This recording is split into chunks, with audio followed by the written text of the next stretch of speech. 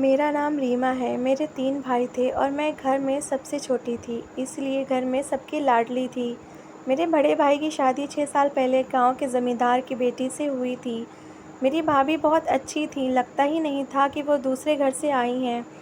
दिन हंसी खुशी गुजर रहे थे, फिर एक दिन कुछ ऐसा हुआ कि हमारे ऊपर आसमान टूट पड़ा। मेरे बड़े भाई, जो कि शहर में काम करते थे, घर आते वक्त रोड एक्सीडेंट में उनकी मौत हो गई थी और भाभी शादी के 1 साल बाद ही विधवा हो गई थी और तब से आज तक हमारे घर में खुशियों ने आना ही छोड़ दिया था।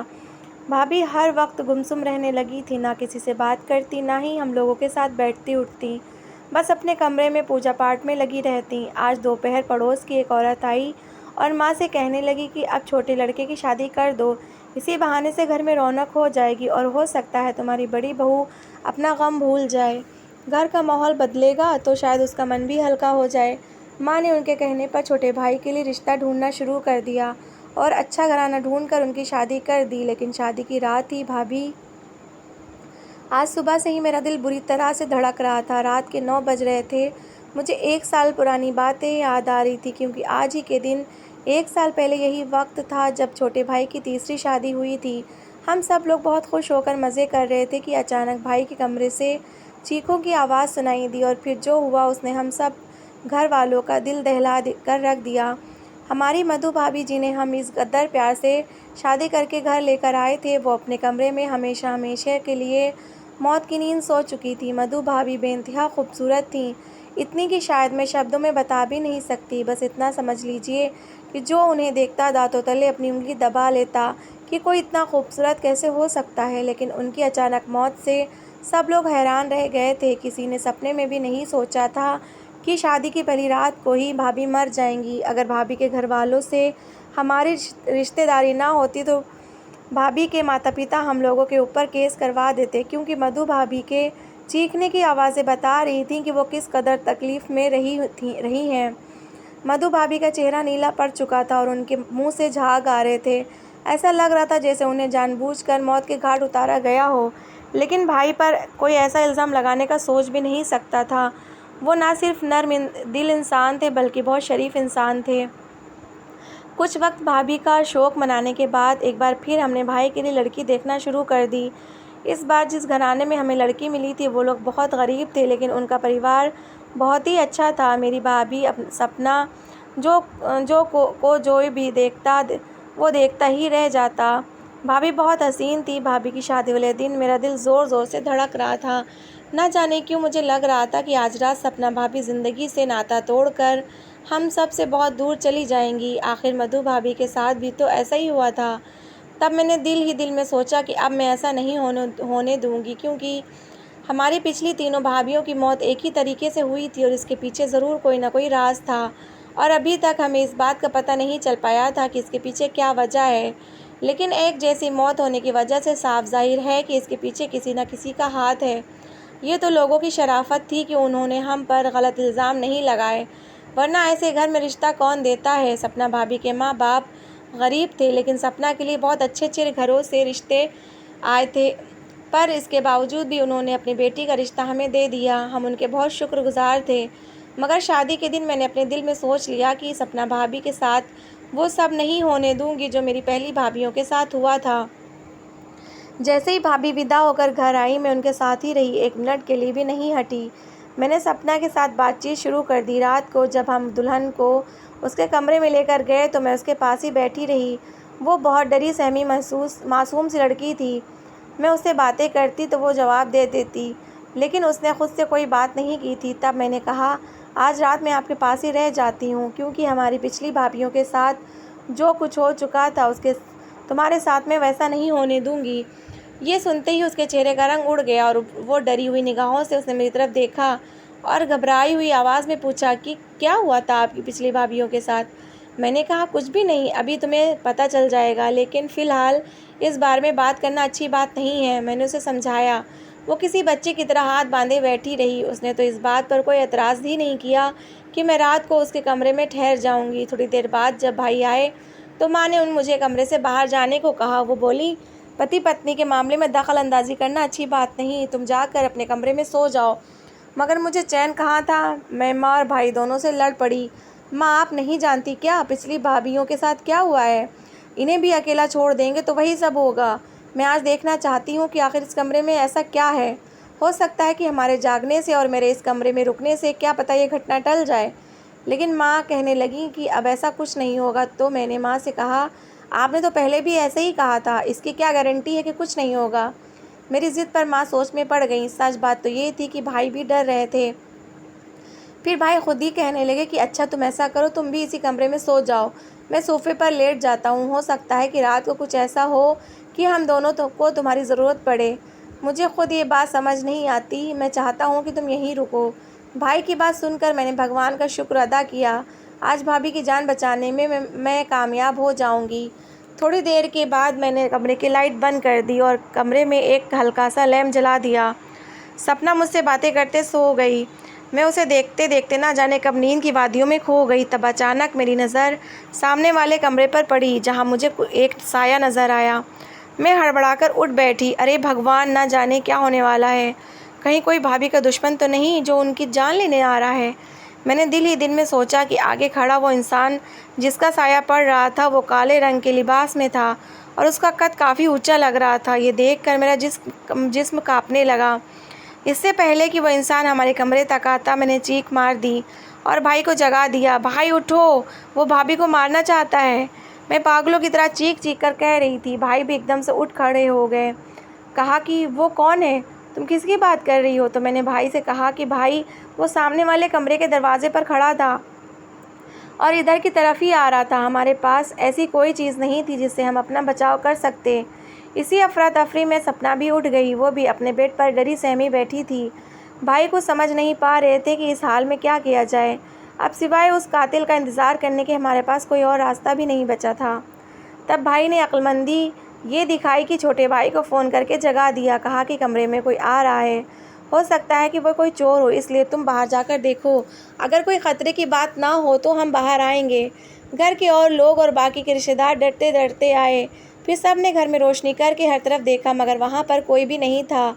सबके सामने मुझे शर्मिंदा होना पड़ा। मैंने तो अपनी आंखों से उस साए को कमरे की तरफ आते हुए देखा था, मगर किसी को ना पाकर अब सारे ही मुझ पर शक भरी नज़रों से देख रहे थे, जबकि मैं अच्छी तरह से जानती थी कि वो मेरा वहम नहीं था, बल्कि ऐसा मैंने खुद अपनी आंखों से देखा था। खैर, सब अपने अपने कमरों में चले गए। अब हमें क्या नींद आनी थी। रात के 3 बजे का वक्त था। मैं मंदिर में जाकर पूजा पाठ करने लगी। सपना भाभी भी बहुत हैरान परेशान थी। इस सारे हंगामे में उन्हें नींद कैसे आ सकती थी। उसने भी अपने कपड़े बदल लिए और सादे कपड़े पहनकर मेरे साथ मंदिर में बैठकर पूजा पाठ करने लगी। इसके बाद मैं अपनी माँ के कमरे में चली गई और उनको सारी बात बता दी। मेरी बात पर वो हमेशा यकीन करती थी, चाहे कोई भी माने या ना माने ना, लेकिन मेरी माँ मेरी हर बात मान लेती थी। बोली, बेटी, अगर तुमने उस साये को देखा है तो वो ज़रूरी नहीं है कि वो इंसान ही हो, वो कोई शैतान भी हो सकता है, कोई दूसरी शक्ति भी हो सकती है। माँ की बात सुनकर मैं सोच में पड़ गई। बात तो माँ की बिल्कुल ठीक थी, क्योंकि कई बार ऐसा भी होता है कि शैतान चुड़ैल इंसान की शादियाँ रुकवाने के लिए तरह तरह की तरकीबें करते हैं। हो सकता है कि भाई पर कोई चुड़ैल आशिक हो। मैंने दिल में सोचा और इसी वजह से भाई की तीनों पत्नियां मौत के घाट उतारी जा चुकी थीं। अब सारी बात मेरी समझ में आ गई थी। माँ ने भी मेरी बात को समझने की कोशिश की और कहने लगी कि तुम्हारे भाई पर किसी चीज़ का साया हो सकता है, हमें सबसे पहले इस बात का हल निकालना पड़ेगा। तब माँ ने अपनी एक सहेली से बात की, क्योंकि वो काफ़ी सारे बाबाओं और तांत्रिकों को जानती थी। अगले दिन माँ और मैं उनकी सहेली के घर चले गए और वो हमें वहाँ से एक बाबा के दरबार में ले गई और थोड़ी देर तक हम बाहर बैठे रहे। फिर कुछ देर बाद उन्होंने हमें अंदर बुला लिया। बाबा ने जैसे ही हमें देखा, देखते ही कहने लगे कि तेरे घर पर काली डायन का साया है। और माँ और मैं ये बात सुनकर हैरान हो गई थी। फिर बाबा ने हमें जो कुछ भी बताया वो सब सच था। भाई के साथ बिल्कुल वैसा ही हुआ था। बाबा की बात सुनने के बाद माँ बाबा के पैर पड़ने लगी। वो कहने लगी, बाबा जी, मुझे इसका कोई उपाय बताइए, मेरे बेटे की ज़िंदगी बचा लीजिए, वो बहुत बड़ी मुसीबत में घिरा हुआ है। माँ की बातें सुनकर बाबा जी कहने लगे, मैं तुम्हें जाप करने के लिए एक मंत्र बता रहा हूँ। और कहने लगे कि यह कोई मामूली मंत्र नहीं है, इसको लगातार 1 हफ्ते तक पूरी रात जाकर इसका जाप करना होगा, तभी तुम्हारा बेटा उसके साए से बच पाएगा। और अगर एक दिन का भी नागा हो गया तो फिर मंत्र जाप दोबारा से शुरू करना होगा। इसके बाद हम लोग अपने घर आ गए और घर आकर माँ सबको बाबा की कही हुई बातें बताने लगी। माँ ने अपने आप को दिमागी तौर पर रात को जाप करने के लिए तैयार कर लिया था कि वो आज रात सही मंत्र जाप शुरू करेंगी। मगर मैं माँ से कहने लगी कि माँ, आप रात भर कैसे जागेंगी? आपका तो ब्लड प्रेशर किसी भी वक्त बढ़ जाता है, आपको तो बहुत ध्यान रखने की ज़रूरत है और आपके लिए रात की नींद पूरी करना बहुत ज़रूरी है। ये सुनकर सबकी नज़रें भाभी पर जम गईं। बड़ी भाभी को विधवा हुए तकरीबन 6 साल बीत चुके थे। हम सब उनकी बहुत इज्जत करते थे। जब से बड़े भाई इस दुनिया से गए थे, भाभी बहुत चुप हो गई थी, बहुत कम बात करती थी, ज़्यादातर अपने कमरे में ही वक्त गुजारती और हमेशा पूजा पाठ में लगी रहती थी। हमारे पूरे परिवार में उनकी इज्जत इस तरह से थी जैसे किसी बड़े बुजुर्ग की होती थी। माँ की बीमारी का ख्याल करते हुए मैंने बड़ी भाभी से मिन्नतें की कि भाभी, मुझे आप पर पूरा भरोसा है कि इस मंत्र जाप को आप ही कर सकती हैं, मगर अगर आप हमारी मदद करेंगी तो भाई की पत्नी शायद बच जाए, क्योंकि मुझे तो अभी भी डर लग रहा है। हालांकि पहली रात को तो कुछ नहीं हुआ, मगर उसके बाद कुछ भी हो सकता है। बड़ी भाभी ने मेरी बात पर हाँ में सिर हिला दिया और वो ये मंत्र जाप करने के लिए तैयार हो गई। मगर मंत्र का जाप करने के लिए पूरी रात जागना काफ़ी मुश्किल और कठिन समस्या थी। फिर भाभी घर के कामकाज का बोझ कम कर दिया गया ताकि वो रात को बैठकर आराम से मंत्रों का जाप कर सकें। हमारे घर में वैसे भी एक नौकरानी आती थी जो घर का सारा कामकाज करके चली जाती थी। शाम का वक्त था, सब अपने अपने कमरे में मौजूद थे। बड़ी भाभी खाना खाकर अपने कमरे में चली गईं। उन्होंने किसी से बातचीत नहीं की। पता नहीं वो परेशान थी या फिर हमसे नाराज़ थी। शायद हमने कोई ऐसी बात कर दी हो जो उन्हें पसंद नहीं हो, मगर हम उनका सीरियस रवैया देखकर बहुत परेशान हो गए। मैं कुछ पूछने की हिम्मत ही नहीं कर पाई और मैं भी खाना खाकर अपने कमरे में चली गई। रात को मुझे आमतौर पर जल्दी नींद आ जाती थी, मगर आज ऐसा नहीं हुआ। अजीब सी बेचैनी थी जो मेरे दिल को चैन नहीं लेने दे रही थी। मैं बार बार करवट बदलती, कभी जी चाहता कि बाहर से पानी पी लूं। कश्मकश में रात के तकरीबन 2 या 3 बजे का वक्त हो गया और मुझे नींद नहीं आई। थक हार के मैं कमरे से चुपके से निकलकर आगे बढ़ने लगी। मैं किचन से जाकर कुछ खाने की चीज़ लाना चाहती थी। मुझे लग रहा था कि मैं आगे बढ़ती जा रही हूँ, अगर कुछ हुआ तो मैं कहीं फंस ना जाऊँ। गैलरी से गुजरते वक्त मेरी रूह काँप गई जब मुझे लगा कि सपना भाभी और भाई के दरवाजे के बाहर कोई बैठा हुआ है। उसने वही काले रंग के कपड़े पहन रखे थे, जबकि हाथ में कोई टोकरी जैसी चीज़ थी। ये देखकर मेरा दिमाग सुन्न हो गया। मैंने एक कदम भी आगे नहीं बढ़ाया। वो इंसान भी यूं ही बैठा रहा। कुछ गलत होने का एहसास मुझे हो रहा था। अगर यहाँ मैं चीख मारती तो वो आदमी पहले की तरह चौकन्ना हो जाता। मैंने अपने दिल में सोच लिया कि मुझे अब क्या करना है। मैं वहीं से पलटी और बड़ी भाभी के कमरे की तरफ जाने लगी। मुझे जानकर बड़ी हैरत हुई कि कमरा तो पहले से ही खुला हुआ था। मैंने अंदर जाकर उनके दरवाजे का कुंडी लगा ली और धीरे से भाभी को जगाने लगी। मैंने कमरे की लाइट नहीं जलाई, कहीं बाहर बैठे आदमी को अंदाज़ा ना हो जाए कि यहाँ के घर वाले जाग गए हैं। बल्कि उनके बिस्तर पर आगे बढ़कर मैं उनको ढूंढने लगी, मगर वहाँ पर तो कोई भी नहीं था। मुझे लगा शायद वो कहीं बाहर गई होंगी। मेरी तरह उनका भी दिल होगा कि बाहर जाकर आंगन का चक्कर लगा लूँ। मैंने भाभी के कमरे में मौजूद फ़ोन से अपने छोटे भाई को फ़ोन मिलाया, जो रात को देर तक जागता रहता था। इस वक्त भी वो शायद पढ़ रहा था। उसने फ़ौरन ही फ़ोन उठा लिया। मैंने जल्दी से उसे पूरा माजरा समझाया। ये सुनते ही वो कमरे से निकल गया। लगभग 5 मिनट के बाद ही सारी गैलरी में लाइट जल गई। अभी मेरे छोटे भाई के चीखने की आवाज़ आई। वो कह रहा था कि तुम जो भी हो वहीं पर बैठे रहो, वरना मैं तुम्हारी जान ले लूँगा। भाई की आवाज़ सुनकर मेरी जान में जान आ गई। मैं खिड़की से देखने लगी। मेरा छोटा भाई माँ के पास खड़ा था। दूसरी तरफ घर में रुके हुए मेहमान थे। मैं बहुत डर रही थी। दरवाजे के बाहर वो आदमी मौजूद था। वो वहाँ ही बैठा हुआ था।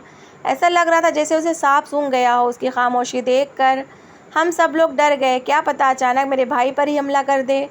मगर हमारी हैरत की इंतहा तो उस वक्त हुई जब उस आदमी ने कुछ नहीं किया और सिर झुकाकर वहीं बैठा रहा। तब मेरे छोटे भाई ने हिम्मत की और आगे बढ़कर उसकी चादर खींची। उसने काली चादर ओढ़ रखी थी। जैसे ही भाई ने उसकी चादर खींची, हम सब की तो जैसे पाँव के नीचे से ज़मीन ही निकल गई। वहाँ कोई और नहीं बल्कि मेरी बड़ी भाभी ही थी। भाभी ने हैरत से पूछा, तुम लोग यहाँ क्यों आ गए? मैं अपना कोई मंत्र जाप कर रही थी, इसी सिलसिले में यहाँ आई थी। भाभी ने पास रखी हुई टोकरी को छुपाते हुए कहा, जैसे वो हमसे कुछ छुपाना चाहती हो। रात की इस पहर तुम दरवाजे की चौखट पर बैठकर कौन सा मंत्रों का जाप कर रही हो? माँ ने भाभी से पूछा। भाभी से कहा कि भाभी ने कहा कि आपने ही तो मुझे ये मंत्रों को जाप करने को कहा है, आपको तो सब पता था। तब माँ ने कहा कि मुझे पता है, मैंने तुमसे कौन सा जाप करने को कहा था। माँ ने भाभी को जवाब दिया, लेकिन ये तुम्हारे हाथ में क्या है। माँ ने आगे बढ़कर भाभी से टोकरी छीन ली और जब टोकरी का ढक्कन हटाया तो माँ की आंखें फटी की फटी रह गईं और माँ चीख कर बोली, भगवान का शुक्र है कि किसी को कुछ ना हुआ, वरना तो इस टोकरी में बहुत ख़तरनाक काला सांप बैठा था।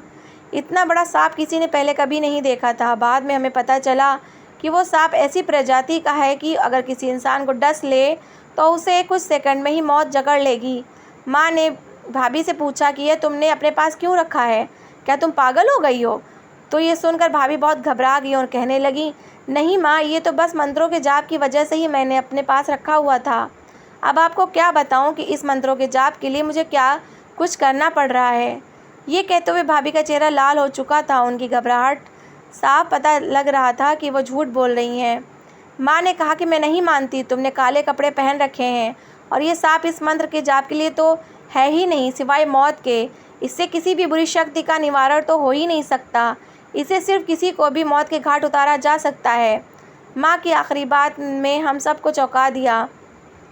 इसका मतलब था कि बड़ी भाभी ने ही मेरी सभी भाभियों को मारा था और इससे आगे तो हम सोच भी नहीं सकते थे। हमने बड़ी भाभी को इस वक्त तो कुछ न कहा। उनसे सांप लेकर छोटे भाई से कहा कि जाकर किसी जंगल में छोड़ दो या किसी सपेरे को देकर आओ और इसे मारने की गलती ना करना।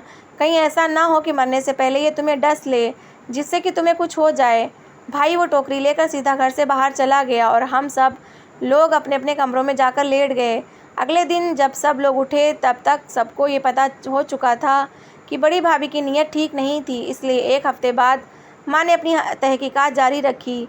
मेरी एक डॉक्टर कज़िन को बुलवाया, उससे उस सांप का जिक्र किया और उसे सारी बात बताई और उससे पूछा गया तो वो कहने लगी कि आपकी तीनों बहुओं की मौत किसी सांप के काटने से हुई थी। इस बात ने हम सबको हैरान कर दिया। भाभी की इज्जत और मोहब्बत हमारे दिलों से निकल चुकी थी। हम सोच भी नहीं सकते थे कि वो औरत इस दर्जे का घटिया काम कर सकती है और हमारे छोटे भाई को हासिल करने के लिए किस हद तक गिर सकती है। हालांकि हम सब ने उनको इज्जत दी, मान दिया और अपने घर में एक बहुत ऊंचा सम्मान दिया और इस तरह रखा कि वो विधवा हो जाने के बाद भी किसी को विधवा ना लगे। कभी उनमें और अपने आप में फ़र्क ना किया। मगर उन्होंने एक बड़ा जुर्म किया था, क्योंकि कत्ल का जुर्म कोई छोटा मोटा जुर्म नहीं था। इसकी सज़ा तो माफ़ी के काबिल बिल्कुल नहीं थी, मगर विधवा होने की वजह से हम उन पर ये इल्ज़ाम लगाकर उन्हें थाने कचहरी के चक्कर लगवाना नहीं चाहते थे।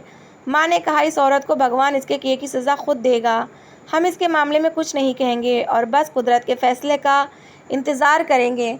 मैं समझती हूँ कि भाभी को सज़ा होनी चाहिए, उनको कानूनन कोई ना कोई तो सज़ा मिलनी ही चाहिए, क्योंकि जो घटिया और घिनौना काम उन्होंने अपनी हवस को पूरा करने के लिए किया था वो भी माफ़ी के काबिल नहीं था। दोस्तों, आपको क्या लगता है, क्या हमें भाभी को सज़ा दिलवानी चाहिए थी या उन्हें कुदरत के हवाले कर देना चाहिए था? आप हमें कमेंट करके ज़रूर बताएं। तो दोस्तों, कैसी लगी आपको मेरी कहानी? अगर कहानी अच्छी लगी है तो प्लीज़ इसे लाइक करिएगा, शेयर करिएगा और अपनी राय कमेंट बॉक्स में ज़रूर दीजिएगा और मेरी अच्छी अच्छी कहानियाँ सुनने के लिए मेरा चैनल सब्सक्राइब करिएगा। Thanks for watching.